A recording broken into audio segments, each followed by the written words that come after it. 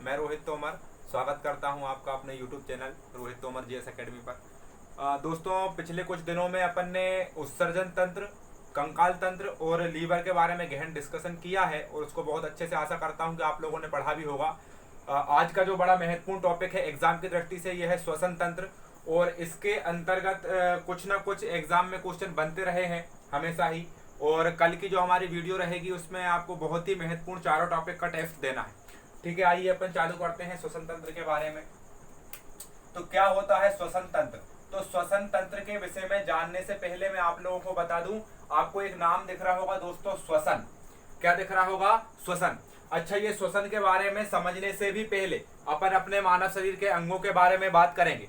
अंगों के बारे में कैसे बात करेंगे दोस्तों? जैसे अपन सांस लेते हैं तो सांस लेने के लिए हमारे शरीर में दो प्रमुख अंग होते हैं।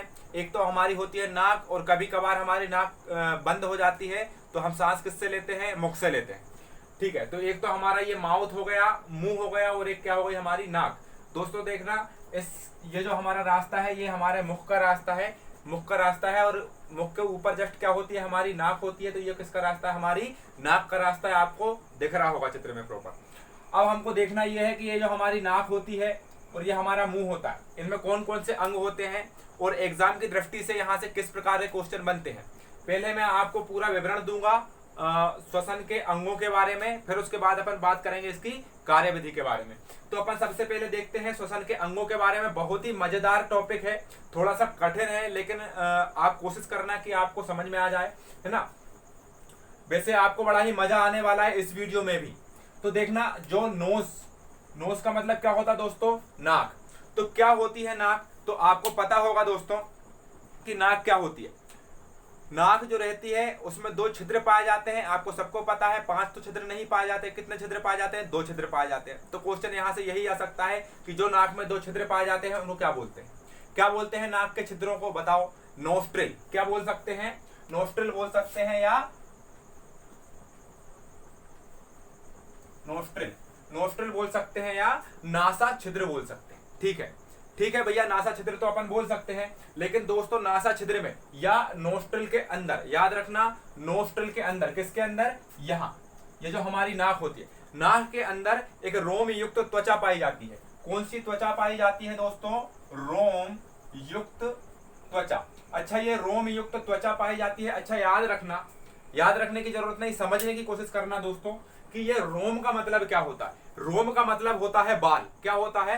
बाल होता है रोम का मतलब। अच्छा, आपको अब समझ में आ गया होगा अच्छे से कि ये मैं बाल की बात कर रहा हूं तो ये किन बालों की बात कर रहा हूं। नाक के अंदर जो बाल होते हैं मैं उन बालों की बात कर रहा हूं दोस्तों। जो बाल होते हैं वो बाल पाए जाते हैं कौन सी त्वचा में? रोम युक्त त्वचा में। ये जो क्वेश्चन है दोस्तों अभी हाल ही में एसएससी सीजीएल में 3 तारीख के आसपास शायद पूछा गया है ना। मेरे स्टूडेंट ने भी मुझे पूछा था इसका। तो याद रखना, ये रोम युक्त त्वचा नहीं थी। ऑप्शन में उन्होंने क्या दे रखा था इसके बारे में? Hairy skin. याद रखना, क्या दे रखा था? हेयरी स्किन उन्होंने दे रखा था। ठीक है, तो हेयरी स्किन उन्होंने दे रखा था दोस्तों। याद रखना है हमको कि नाक के अंदर जो बाल पाए जाते हैं उन्हें क्या कहते हैं? रोम युक्त त्वचा, या रोम युक्त त्वचा का स्तर होता है हेयरी स्किन से कहा जाता है। हेयरी स्किन से कहा जाता है। किसे कहा जाता है? नाक के अंदर के बालों की परत को। या किसे कहा जाता है? हमारे नोस्ट्रिल के अंदर के भाग को, रोम युक्त त्वचा। अब याद रखना दोस्तों कि ये रोम युक्त त्वचा तो उसे कह दिया, हेयरी स्किन तो हमने बोल दिया। देखना यहाँ पर आपको दिख रहा होगा हेयरी स्किन कहाँ पर होती है? नाक के अंदर होते हैं। अब देखना दोस्तों, इसका महत्वपूर्ण काम क्या होता है? हेयरी स्किन जो होती है, नाक के बाल होते हैं, उसका महत्वपूर्ण काम क्या होता है? तो देखना दोस्तों, जब आप श्वसन ग्रहण करते, श्वसन लेते हो, सांस लेते हो, क्या लेते हो आप? श्वास लेते हो। एक सेकेंड, जब आप क्या लेते हो? सांस लेते हो। तो सांस लेते समय क्या होता है दोस्तों कि आपके सांस लेते समय धूल, मिट्टी के छोटे छोटे बारीक कण, साथ ही कुछ हानिकारक जीवाणु विषाणु आपके सांस के जरिए आपकी नाक में, सॉरी नाक लिख दिया मैंने, नाक, इसके बारे में भी अपन पढ़ेंगे नाक के बारे में। तो हमारी नाक में या नासा गुहा में प्रवेश करते हैं कौन? छोटे छोटे धूल मिट्टी के कण, हानिकारक जीवाणु विषाणु हमारी नासा गुहा के अंदर प्रवेश करते हैं। उस समय क्या होता है दोस्तों कि जो रोम युक्त त्वचा होती है, हेयरी स्किन, जिसके बारे में मैंने आपको अभी बताया, हेयरी स्किन जो होती है, हेयरी स्किन उन हानिकारक धूल मिट्टी के कणों को, उन जीवाणुओं को यहीं पर रोकती है। तो आपको समझ में आ गया होगा कि हमारे नाक के जो बाल होते हैं दोस्तों, ये नाक के बालों का बड़ा महत्वपूर्ण काम होता है। क्या काम होता है कि ये बाहर की धूल मिट्टी के कणों को अंदर जाने से रोक देते हैं। ठीक है, उसके बाद अपन बात करते हैं दोस्तों दूसरे नंबर की जो चीजें आती हैं, दूसरे नंबर की जो चीज आती है नसल कैविटी। नसल कैविटी के विषय में हम बात करेंगे। तो नसल कैविटी क्या होती है अच्छे से समझना। ठीक है, अपन ने नोज के बारे में तो देख लिया। याद रखना नोज यानी नाक, नाक का महत्वपूर्ण काम क्या होता है दोस्तों? नाक का महत्वपूर्ण काम होता है गंध पहचान। क्या काम करना? गंध पहचानने का काम करती है। ठीक है सर, आपने तो ये बताया था कि नाक से हम सांस भी लेते हैं, नाक से सांस, लेकिन उसका मुख्य काम कौन का होता है? नसल कैविटी का होता है, नासा गुहा। किसका होता है? नासा गुहा। तो ये जो नासा गुहा होती है दोस्तों, नासा गुहा का क्या काम होता है? तो याद रखना दोस्तों, नासा गुहा जो होती है ये हमारे मुख को तालु द्वारा पृथक करती है। जैसे देखो मैं आपको समझाता हूँ, कंफ्यूज होने की जरूरत नहीं है। जो हमारी नाक होती है और ये जो हमारा मुख होता है, नाक और मुख के बीच में क्या है दोस्तों? ऊपर वाला तालु। क्या है? तालु। तो नाक या नासा गुहा और हमारे मुख के बीच में क्या है? एक तालु होता है। ठीक है, तालु होता है। अब ये नासा गुहा का काम क्या होता है दोस्तों? याद रखना, इस नासा गुहा के अंदर एक श्लेष्मा झिल्ली पाई जाती है। क्या पाई जाती है? श्लेष्मा झिल्ली। ठीक, तो ये जो हमारी नाक होती है इसके अंदर क्या पाई जाती है? श्लेष्मा झिल्ली पाई जाती है। याद रखना दोस्तों, श्लेष्मा झिल्ली नहीं पूछा जाता, इसको हम क्या बोल सकते हैं? Mucus membrane. क्या बोल सकते हैं? Mucus membrane. तो याद रखना दोस्तों, म्यूकस मेम्ब्रेन नाम की झिल्ली हमारी नासा गुहा के अंदर पाई जाती है, नसल कैविटी के अंदर पाई जाती है। म्यूकस मेम्ब्रेन का काम क्या होता है दोस्तों? याद रखना कि यहाँ से एक बड़ा महत्वपूर्ण द्रव निकलता है। ये जो द्रव होता है ये बहुत चिपचिपा होता है, जिसे हम सामान्य भाषा में क्या बोलते हैं कि हमारी नाक आ रही है। ये जो नाक होती है दोस्तों, इसे क्या बोला जाता है साइंस की भाषा में? म्यूकस बोला जाता है ना। लेकिन ये जो म्यूकस रहती है, नाक और म्यूकस में थोड़ा सा डिफरेंस होता है। आने वाली जो दूसरा पार्ट होगा उसमें मैं आपको समझा दूंगा। म्यूकस जो रहता है दोस्तों, इसका बहुत ही महत्वपूर्ण काम रहता है। क्या होता है कि जब हम श्वसन ग्रहण करते हैं, सांस लेते हैं, तो सांस लेते समय क्या होता है? मैंने अभी आपको बताया, जो जीवाणु, जो विषाणु, जो धूल मिट्टी के कण होते हैं दोस्तों, ये म्यूकस नाम का जो चिपचिपा द्रव होता है ये उनको आपस में चिपका कर यहीं पर रोक देता है, नासा गुहा के अंदर रोक देता है, हमारे फेफड़ों तक नहीं पहुंचने देता। अगर हमारे फेफड़ों तक वो हानिकारक जीवाणु विषाणु पहुंच जाएंगे तो हमारे फेफड़ों को क्या हो जाएगा? नुकसान हो जाएगा। ठीक है दोस्तों, हम किसकी बात कर रहे हैं? नसल कैविटी की। साथ ही एक बात और ध्यान रखना, ये म्यूकस नाम का जो द्रव होता है, म्यूकस नाम का जो चिपचिपा द्रव होता है, श्लेष्म, क्या बोले अपन ने इसको? श्लेष्म नाम का जो चिपचिपा द्रव होता है, ये श्लेष्म नाम का चिपचिपा द्रव काम क्या करता है? दूसरा नंबर का। पहला काम तो मैंने आपको अभी बता दिया, क्या करता है? ये धूल मिट्टी के कणों को अंदर जाने से रोकता है। ये जो दूसरे नंबर का काम होता है किसका? म्यूकस का। दूसरे नंबर का काम इसका ये होता है दोस्तों कि जब बाहर का वातावरण क्या हो? कम हो, मतलब बाहर का वातावरण क्या हो? ठंडा हो। हमारे मानव शरीर का तापमान क्या होता है? हमेशा समान रहता है क्या? असमान रहता है क्या? ये आपको मेरे को कमेंट बॉक्स में आंसर देके बताना। तो क्या होता है, जैसे मान लो दोस्तों हमारे शरीर का जो तापमान है वो कितना है? 37 डिग्री सेल्सियस। 37 डिग्री सेल्सियस हमारे शरीर का तापमान है। लेकिन जो बाहर का वातावरण का तापमान है वो कितना डिग्री सेल्सियस है? 15 डिग्री सेल्सियस। तो दोनों दोस्तों डिफरेंस है कि नहीं है? डिफरेंस है। अगर 15 की जगह मैं बोल दूं दोस्तों कितना डिग्री सेल्सियस है? 10 डिग्री सेल्सियस। तो देखना दोस्तों, बाहर का वातावरण ठंडा है और मानव शरीर का तापमान क्या है? ज्यादा है। तो दोस्तों देखना, जैसे ही ये ठंडी वायु हमारे फेफड़ों में जाएगी तो हमारे फेफड़ों को नुकसान होगा कि नहीं? होगा। तो अगर हमारे फेफड़ों को नुकसान से बचाना है तो हमारी नाक के अंदर या हमारी नासा गुहा में जो म्यूकस नाम का चिपचिपा द्रव पाया जाता है, इसका उपस्थित होना बड़ा ही अनिवार्य हो जाता है। क्या होता है दोस्तों, जैसे ही ये 10 डिग्री सेल्सियस की वायु हमारे शरीर में प्रवेश करती है, उस समय ये जो म्यूकस नाम का द्रव रहता है, ये द्रव इस ठंडी वायु को ये द्रव क्या बना देता है? गर्म बना देता है, शरीर के अनुकूल बना देता है, जिससे हमारे फेफड़ों को नुकसान नहीं होता। आपको समझ में आ गया होगा नसल कैविटी का भी मतलब, और नसल कैविटी के काम, और नसल कैविटी में महत्वपूर्ण क्या है, ये बात आपको समझ में आ गई होगी। नोज यानी नाक के बारे में भी आपको पता चल गया होगा। हेयर स्किन किसे कहते हैं उसके बारे में भी आपको पता चल गया होगा। म्यूकस क्या होता है? चिपचिपा द्रव होता है, इसके बारे में भी आपको पता चल गया होगा। आइए दोस्तों, अपन बात करते हैं किसके विषय में? माउथ के विषय में, मुख के विषय में बात करते हैं। आपको पता होगा मानव शरीर के अंदर मुख की संख्या कितनी होती है? बताओ जल्दी से, सोचने की जरूरत है क्या? इसको सबको पता होता है, बहुत अच्छे तरीके से पता होता है कि मुख जो रहता है इसकी संख्या कितनी होती है मानव शरीर में, है ना? ठीक है, दोस्तों अपन बात करते हैं किसके विषय में, मुख के विषय में, माउथ के विषय में बात करेंगे। मुख के विषय में हम बात करेंगे। तो देखना दोस्तों, जो हमारा मुख होता है, मुख के पीछे वाला जो भाग होता है, गले की बात करूं, गले में क्या होता है दोस्तों, ये जो गले वाला एरिया है, ये जो नली गई है अंदर, तो ये जो गले वाले जो नली गई है दोस्तों, इसे क्या कहा जाता है, ग्रसनी कहा जाता है। क्या होता है कि जब हम भोजन करते हैं, तो भोजन करते हैं दोस्तों, आपसे अब मैं एक क्वेश्चन करता हूं, जब हम भोजन करते हैं तो हमारा मुंह तो चलता रहता है, लेकिन उस समय भी हम सांस ले सकते हैं, खाते खाते भी हम सांस ले सकते हैं। क्यों ले सकते हैं बताओ, उसका रीजन क्या है, बता दो जल्दी से। अब भी मैंने बताया तुमको क्या, नसल कैविटी या नासा गुहा के कारण। नासा गुहा क्या होती है दोस्तों, हमारे मुख से तालु द्वारा पृथक रहती है, अलग रहती है। हम कुछ भी काम करें मुंह से, जैसे मैं अभी आपसे बात कर रहा हूं, इस कंडीशन में मेरी नाक से मैं सांस ले सकता हूं। तो क्या होता है दोस्तों, मैं कहां पर था, मुझे वहां पर पहुंचा दो जल्दी से, कहां पर था मैं, माउथ पे था।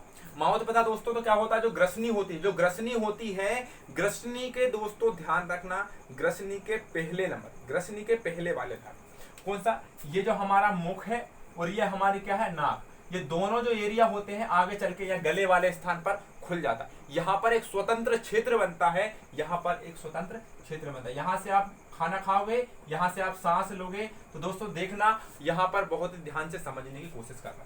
यहाँ से जब आप सांस लेते हो दोस्तों, तो ये वाली जो पीछे वाली नली है और ये वाली दूसरी वाली नली, तो याद रखना दोस्तों, ये पहले नंबर की नली, ये दूसरे नंबर की नली। तो मतलब पहले नंबर की नली यानी आगे वाली, दूसरे नंबर की नली यानी पीछे वाली। तो ये आगे वाली जो नली जो होती है दोस्तों, और जो पीछे वाली नली होती है, ये दोनों नलियां यहाँ से पृथक हो जाती है। क्या होती है दोस्तों, कि यहाँ से प्रवेश करती है, पहले नंबर की नली से कौन प्रवेश करती है, वायु, और दूसरे नंबर की नली से प्रवेश करता है क्या दोस्तों, भोजन।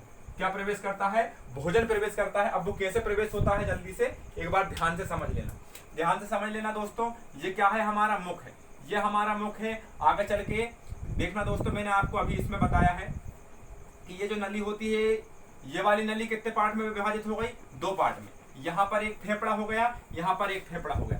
याद रखना, 2 फेफड़े हो गए। मानव शरीर में 2 फेफड़े होते, 10-12 तो नहीं होते ना, ठीक है, 2 फेफड़े हो गए। अब यहाँ से ध्यान रखना दोस्तों, यहाँ से एक ये वाला तो क्या हो गया, ये वाला कौन सा वाला पाइप हो गया, पाइप नंबर 1। यहाँ से मैंने अभी बताया क्या प्रवेश करती है, वायु प्रवेश करती है। यहाँ से क्या प्रवेश करेगा, भोजन प्रवेश करेगा। लेकिन दोस्तों मैं आपको एक बहुत अच्छी बात बता दूं कि यहाँ से हमारी, यहाँ से पाइप नंबर 1 से ये वाली नली से भोजन प्रवेश क्यों नहीं करता, उसका रीजन सबसे बड़ा ये होता है दोस्तों कि इस नली के गेट पर, यहाँ पर इस कंडीशन में एक ढक्कन उपस्थित होता है। क्या उपस्थित होता है, यहाँ पर एक ढक्कन उपस्थित होता है। वो ढक्कन का काम क्या रहता है दोस्तों, कि जैसे ही हम खाने को निगलते हैं, जैसे ही हम खाने को निगलते हैं, आपको एक बहुत ही धीमी आवाज आती होगी, आवाज आती होगी, आवाज नहीं आती होगी तो आप निकल के देखो, अभी निकल के देखो, जैसे ही हमने खाने को निकला उस समय हम आवाज निकाल पा रहे हैं क्या, नहीं निकाल पा रहे। तो होता क्या है दोस्तों, जैसे ही हम खाने को निगलते हैं, खाने को जैसे ही हम निगलते हैं, तो ये ढक्कन क्या हो जाता है, बंद हो जाता है। पाइप नंबर 1 क्या हो जाता है, बंद हो जाता है। और दूसरे नंबर का पाइप क्या रहता है दोस्तों, खुला रहता है। तो इसलिए भोजन पहले नंबर के पाइप में नहीं जाकर दूसरे नंबर के पाइप में चला जाता है। लेकिन कई बार दोस्तों क्या हो जाता है, आपने देखा होगा कई लोगों की नाक में से चावल निकल जाते हैं खाना खाते समय। अब सर आप कैसी बातें कर रहे हो, सही बातें कर रहे हैं, आपके मुंह से भी निकले होंगे, है कि नहीं। देख क्या होता है दोस्तों कि अपन कई बार जब खाना खाते हैं तो हमको क्या लग जाता है, ठसका लग जाता है। ठसका क्यों लग जाता है दोस्तों, कि क्या होता है कि मना क्यों करते हैं कि भैया खाना खाते समय बात नहीं करो। क्या होता है, खाना खाते समय हम बात करते हैं तो ये ढक्कन खुला रहता है, ये ढक्कन बंद नहीं हो पाता। तो एक सेकंड दोस्तों,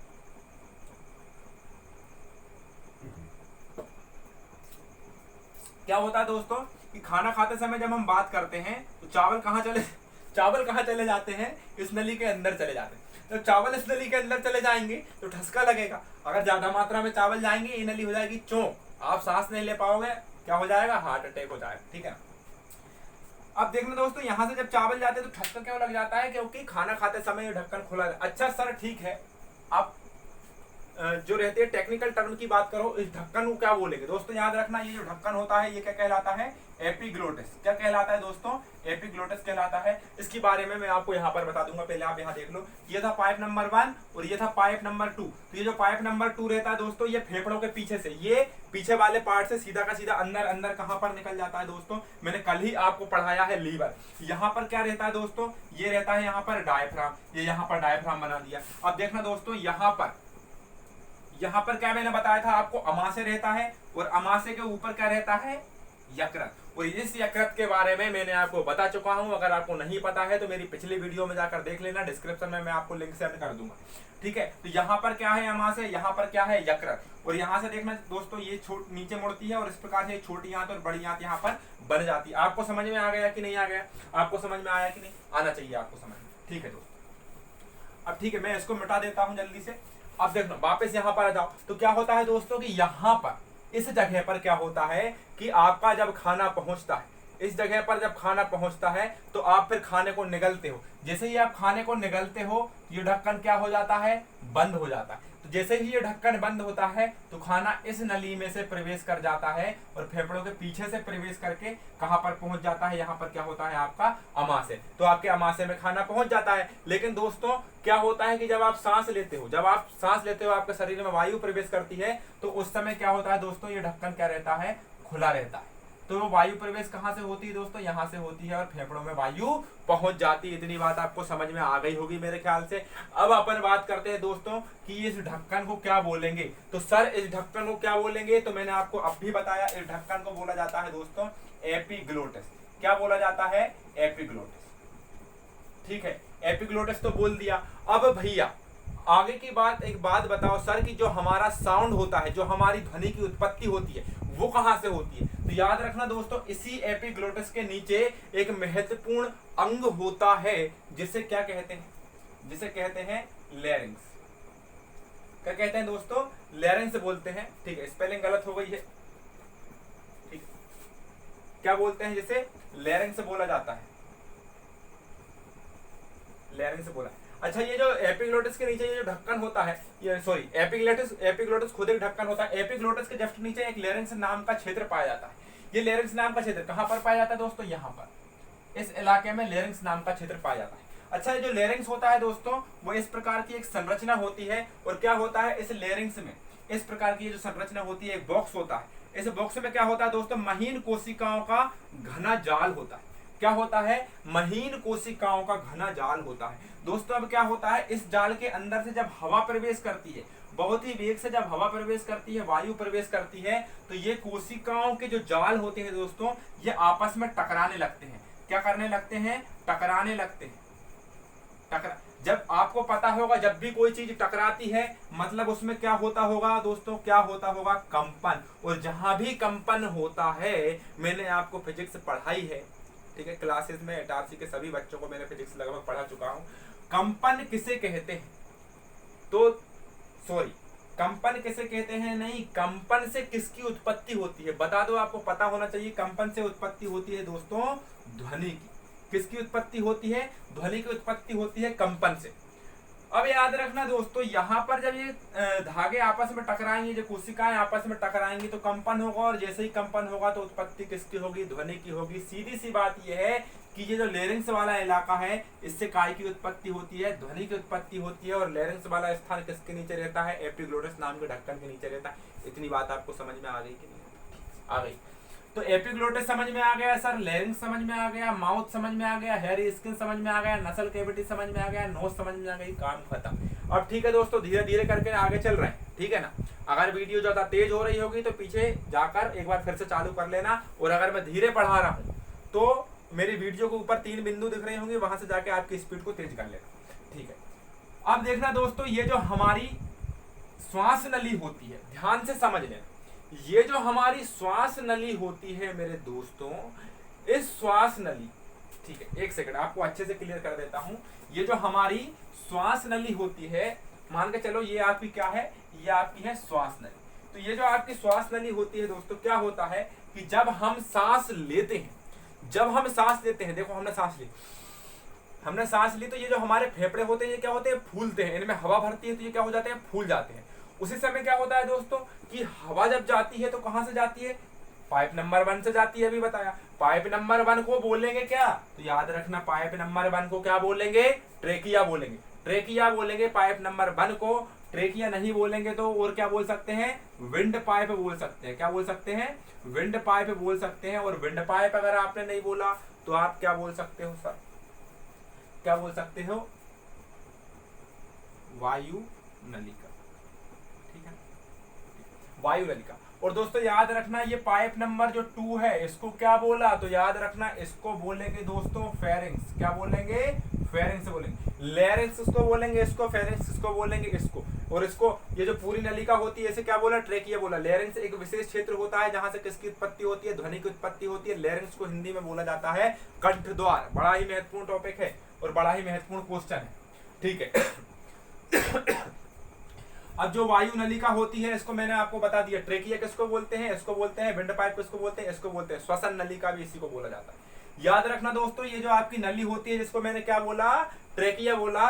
इस ट्रेकिया में जब वायु भरती है दोस्तों, ये जब वायु भरती है तो ये फूलने का प्रयास करती होगी, और जब इसमें से वायु खाली होती है तो ये किसका प्रयास करती होगी, पिचकने का प्रयास करती होगी, आपस में चिपकने का प्रयास करती होगी। तो दोस्तों अगर इसके अंदर ये कार्टिलेज की चूड़ियों जैसी कार्टिलेज नहीं पाए जाते, या चूड़ियों जैसी ये संरचनाएं नहीं पाई जाती, तो क्या हो जाता दोस्तों, ये दोनों नली आपस में क्या हो जाती, चिपक जाती। और ये दोनों नली जब आपस में चिपक जाती तो क्या हो जाता दोस्तों, आप सांस नहीं ले पाते। इसलिए ये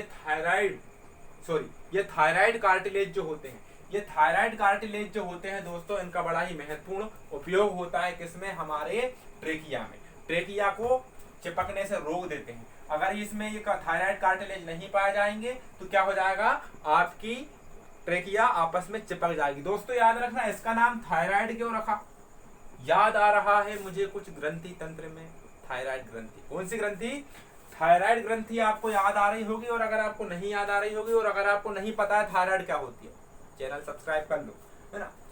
क्या होती है थायराइड ग्रंथि, थायराइड ग्रंथि क्या होती है, तो याद रखना दोस्तों ये जो आपका सिर रहता है ये आपकी मुंडी है, और ये आपका क्या है, गला है, और ये आपका क्या है, शरीर है, ठीक है। ये अनिल कपूर भाई साहब का शरीर नहीं है ना। तो देखना दोस्तों ये जो आपका गला रहता है यहाँ पर एक ग्रंथि रहती है जिसका नाम क्या है, थायराइड ग्रंथि। और थायराइड ग्रंथि करती क्या है, तो थायराइड ग्रंथि करती क्या है, वैसे तो ये सारी चीजें मैं आपको ग्रंथि तंत्र में पढ़ा दूंगा, लेकिन याद रखना थायराइड ग्रंथि जो रहती है वो थायरॉक्सिन हार्मोन का निर्माण करती है, थायरॉक्सिन हार्मोन को स्रावित करती है। थायरॉक्सिन हार्मोन क्या होता है, तो याद रखना दोस्तों ये जो थायरॉक्सिन हार्मोन होता है ये हमारी बॉडी में जो आयोडीन की मात्रा को नियंत्रित करता है। क्या होता है दोस्तों, अगर आप ज्यादा मात्रा में आयोडीन खा लेते हो तो थायरॉक्सिन हार्मोन की मात्रा भी ज्यादा निकलने लगती है।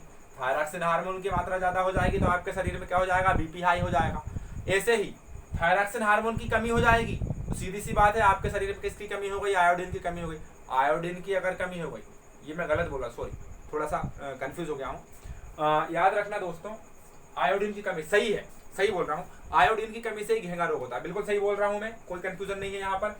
ये जो हमारा गला होता है यहाँ पर थायराइड ग्रंथि होती है। थायराइड ग्रंथि में जब आपका आयोडीन जाकर मिलता है तो यहाँ से कौन सा हार्मोन निकलता है, थायरॉक्सिन हार्मोन।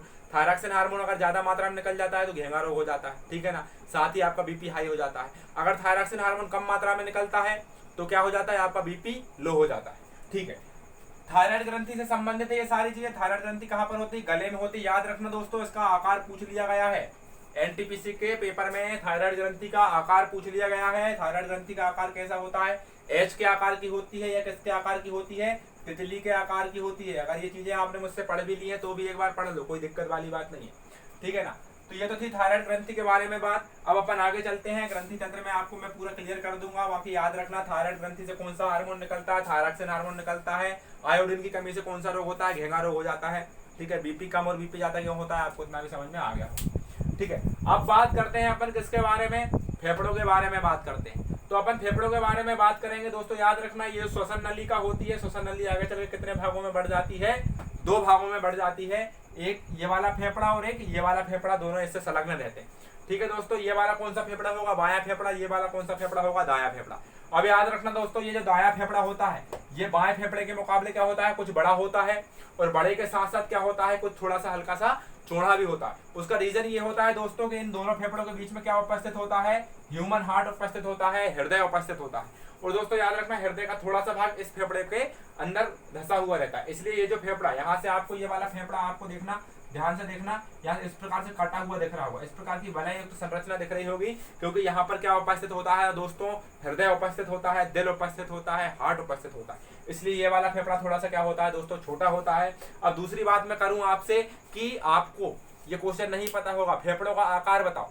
फेफड़ों का आकार क्या होता है, तो याद रखना दोस्तों फेफड़ों का जो आकार होता है, फेफड़ों का जो आकार होता है वो होता है दोस्तों शंक्वाकार। कैसा आकार होता है? शंक्वाकार होता है फेफड़ों का आकार। ठीक है सर, इसका रंग कैसा होता है? तो रंग याद रखना दोस्तों, इसका रंग कैसा होता है? गुलाबी। कैसा रंग होता है? गुलाबी होता है दोस्तों। गुलाबी तो इसका रंग होता है, लेकिन भारत में कौन सा वो शहर है जिसे पिंक सिटी के नाम से जाना जाता है? जल्दी बताओ।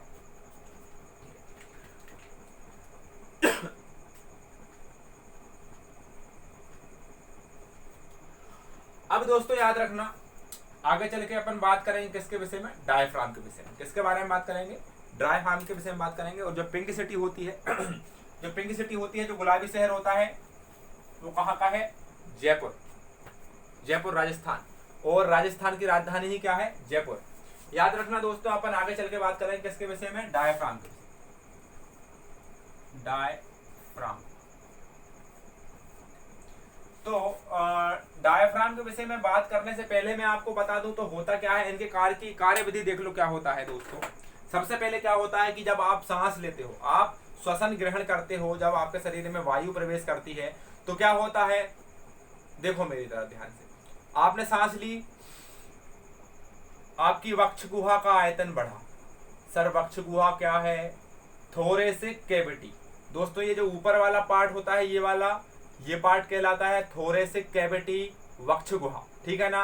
एब्डोमिनल कैविटी या उदर गुहा किसे कहते हैं? पिछली वीडियो में मैंने आपको बताया था, उदर का मतलब क्या होता है? पेट होता है। उदर एक संस्कृत का शब्द है। लीवर में मैंने आपको पढ़ा चुका हूं ना, वक्ष गुहा। ठीक है, वक्ष गुहा किसे कहते हैं? Thoracic cavity. थोरेसिक कैविटी मतलब ऊपर वाला भाग, चेस्ट वाला भाग। और थोरेसिक कैविटी के अंदर ही क्या उपस्थित होते हैं? फेफड़े उपस्थित होते हैं। ध्यान रखना। तो मैं आपको ये बताने वाला था कि दोस्तों जब हम सांस लेते हैं तो सांस लेते समय क्या होता है कि हमारे फेफड़े फूलते हैं। फेफड़े फूलते हैं तो देखना दोस्तों, फेफड़े जब फूलेंगे, फेफड़े जब फूलेंगे तो क्या हो जाएगा दोस्तों? आपके नीचे, फेफड़ों के नीचे जो डायफ्राम होता है, ये फेफड़ों के नीचे जो डायफ्राम होता है ना दोस्तों, ध्यान से देख लो, ये आपका क्या है? मुख है। ये आपका क्या है? फेफड़े हैं। इस प्रकार से इनके नीचे क्या है? डायफ्राम जैसी संरचना है, ये बनी होगी। और इसके जस्ट नीचे यहाँ पर लगे लगाए ये वाली जो दूसरी नली आती है, ये दूसरी नली आती है। ये दूसरी नली जैसी इस प्रकार से क्या होता है दोस्तों? अमाशय होता है। और यहीं पर क्या होती है? आपके शरीर में यकृत नाम की एक ग्रंथि होती है। और यकृत ग्रंथि मानव शरीर की सबसे बड़ी ग्रंथि होती है। और यहाँ पर इस प्रकार से छोटी आंत होती है और इस प्रकार से क्या होता है? बड़ी आंत। तो ये अमाशय, ये यकृत, और ऊपर क्या है दोस्तों? फेफड़े। तो क्या होता है, जब आप सांस लेते हो तो आपके फेफड़े क्या होते हैं? फूलते हैं। तो इनमें हवा भरती है तो ये बहुत ज्यादा फूल जाते हैं। और जब ये बहुत ज्यादा फूल जाते हैं दोस्तों, तो ये जो डायफ्राम होता है इसके ऊपर क्या पड़ता है? प्रेशर पड़ता है। इस डायफ्राम के ऊपर क्या पड़ जाता है? प्रेशर पड़ जाता है। और नीचे भी क्या है? आपका अमाशय है। और ऊपर क्या है? फेफड़े। तो बीच में क्या फंस गया बेचारा? डायफ्राम फंस गया। कई बार आपने देखा होगा, पापा मम्मी कहीं जाते होंगे, आप बोलते नहीं मम्मी पापा मैं भी चलूंगा। और जीजी बाई लोग तो मतलब जाने के लिए रेडी रहती, नहीं मम्मी मैं भी चलूंगी। बीच में बैठ गई, आगे पापा पीछे मम्मी, बीच में जीजी बाई बैठी। पापा थोड़े आगे सर को, मम्मी थोड़े पीछे सर को, बैठते नहीं बन रहा। क्या होता है? दबते हैं कि नहीं दबते? लड़के लोग नहीं जाते। ठीक है, तो सर आप हमेशा लड़कों के सपोर्ट क्यों करते हो? देखना यहाँ पर क्या होता है दोस्तों, यहाँ पर क्या होता है? ये जो डायफ्राम होता है, ये डायफ्राम क्या होता है दोस्तों? चिपट जाता है। क्यों चिपट जाता है? क्योंकि फेफड़ों का आकार बढ़ जाता है, इसलिए डायफ्राम का आकार क्या होता है? छोटा हो जाता है। दोस्तों क्वेश्चन आ चुका है कि जब इंसान सांस लेता है तो उसका डायफ्राम का आकार बढ़ता है कि घटता है? बताओ। घटता है। क्यों? क्योंकि डायफ्राम क्या होता है? चिपट जाता है। लेकिन फेफड़ों का आकार बढ़ता है कि नहीं? फेफड़ों का आकार बढ़ता है। क्या हो जाता है? फेफड़ों का आकार बड़ा हो जाता है, लेकिन डायफ्राम का आकार चिपट जाता है, इसलिए क्या हो जाता है? छोटा। ठीक है, इतनी बात तो हमको समझ में आ गई। लेकिन भैया हृदय कौन सी झिल्ली से घिरा होता है? बताओ। पेरिकार्डियम नाम की झिल्ली से घिरा होता है। ठीक है, अब आप मुझे एक बात बताओ सर कि ये जो हमारी किडनी होती है, ये कौन सी झिल्ली से घिरी होती है? मैंने आपको पढ़ा चुका हूँ, पेरिटोनियम नाम की झिल्ली से होती है। लेकिन सर जो हमारे फेफड़े होते हैं, ये कौन सी झिल्ली से घिरे होते हैं? तो याद रखना, ये जो हमारे फेफड़े होते हैं ना दोस्तों, ये घिरे होते हैं किससे? मैं ही भूल गया। Pleural membrane. किससे? Pleural membrane. प्लूरल मेम्ब्रेन नाम की जो झिल्ली होती है दोस्तों, इससे घिरे होते हैं आपके फेफड़े। याद रखना ये जो प्लूरल मेम्ब्रेन नाम की झिल्ली होती है ना दोस्तों, इसके अंदर भी एक पदार्थ पाया जाता है। क्या होता है दोस्तों कि जैसे ही आप जब श्वसन सांस लेते हो, सांस आती है आपके फेफड़ों में, और उस समय क्या होता है आपके फेफड़ों का आकार बढ़ जाता है, और जैसे ही आपके फेफड़ों का आकार बढ़ता है दोस्तों, यहाँ पर जैसे ही आपके फेफड़ों का आकार बढ़ा तो ये फेफड़े ये वाली हमारे इस वाले हिस्से से जाकर ना चिपक जाए, डायफ्राम से ना चिपक जाए, इसलिए इनके बीच में क्या होती है, एक प्लूरल मेम्ब्रेन नाम की झिल्ली होती है। प्लूरल मेम्ब्रेन नाम की झिल्ली हमारे दूसरे अंगों से इन फेफड़ों को चिपकने से बचाती है। कौन सी झिल्ली? प्लूरल मेम्ब्रेन नाम की झिल्ली होती है। याद रखना, भूल मत जाना। अब याद रखना, प्लूरल मेम्ब्रेन के अंदर भी एक द्रव होता है। प्लूरल मेम्ब्रेन नाम की जो झिल्ली होती है, मैं यहां से बना दे रहा हूं, ये बना दिया। तो प्लूरल मेम्ब्रेन नाम की जो झिल्ली होती है, इसके अंदर भी एक द्रव होता है। दोस्तों जल्दी से नाम बता दो, कौन सा द्रव होगा? जी हाँ, कौन सा द्रव होगा? म्यूकस नाम का द्रव होता है। और ये म्यूकस नाम का द्रव क्या होता है दोस्तों, क्यों होता है? ये इसलिए होता है ठीक है, तो एक मिनट दो।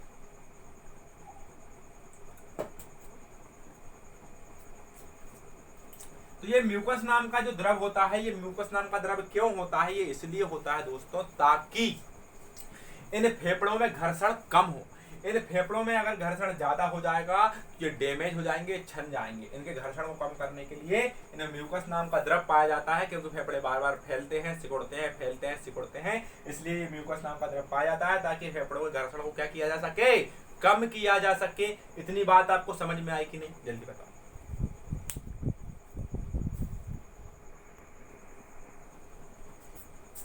ठीक है दोस्तों, वीडियो काफी ज्यादा लंबी हो चुकी है, लगभग 31 से 32 मिनट की वीडियो बन चुकी है। अभी के लिए केवल पार्ट 1 है।